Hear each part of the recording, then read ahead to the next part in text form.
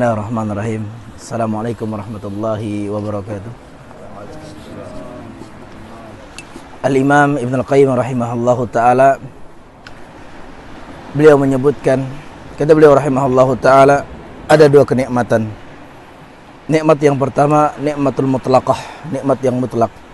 Yang kedua, nikmatul muqayyadah, yaitu nikmat yang nisbi. Adapun nikmat mutlaqah ini, nikmat yang mutlak, dia adalah kenikmatan yang akan membawa kita kepada kebahagiaan yang hakiki. Kenikmatan yang akan membawa kita ke surga Allah Subhanahu wa ta'ala. Yaitu dua kenikmatan, yaitu nikmat Islam dan nikmat sunnah Nabi sallallahu alaihi wasallam.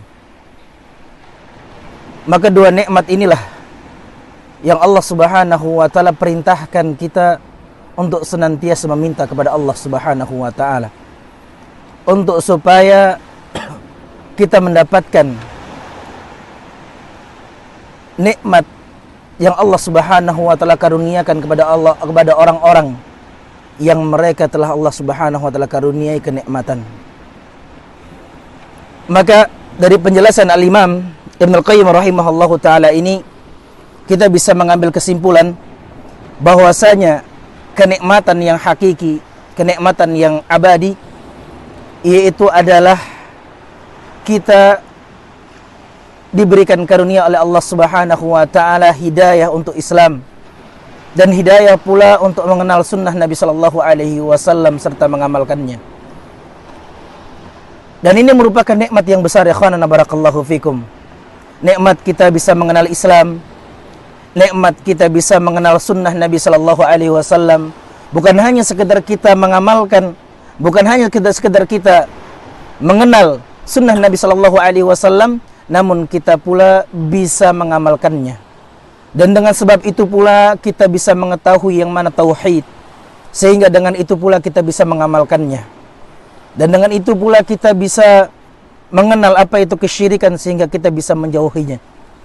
Dan kita bisa mengenal sunnah-sunnah Nabi sallallahu alaihi wasallam, sehingga kita bisa mengikutinya. Dan juga dengan itu pula kita bisa mengenal lawannya, yaitu kebid'ahan, sehingga kita bisa menghindarinya. Maka kenikmatan ini, ikhwanana barakallahu fikum, adalah kenikmatan yang khusus Allah Subhanahu wa ta'ala berikan kepada hamba-hambanya yang Allah Subhanahu wa ta'ala cintai. Oleh karenanya, ikhwanana barakallahu fikum, di setiap salat kita meminta kepada Allah Subhanahu wa ta'ala, ihdinas siratal mustaqim. Ya Allah, tunjukilah kami nih jalan yang lurus, siratal ladzina an'amta alaihim, yaitu jalannya orang-orang yang Engkau berikan kenikmatan. Maka nikmatul iman, nikmatul Islam, nikmatul sunnah Nabi sallallahu alaihi wasallam serta kita bisa mengamalkannya, maka ini adalah kenikmatan yang besar, kenikmatan yang hakiki yang hendaknya senantiasa dari kita menjaga nikmat ini. Jangan sampai dua kenikmatan ini hilang dari kita, ikhwan barakallahu fikum.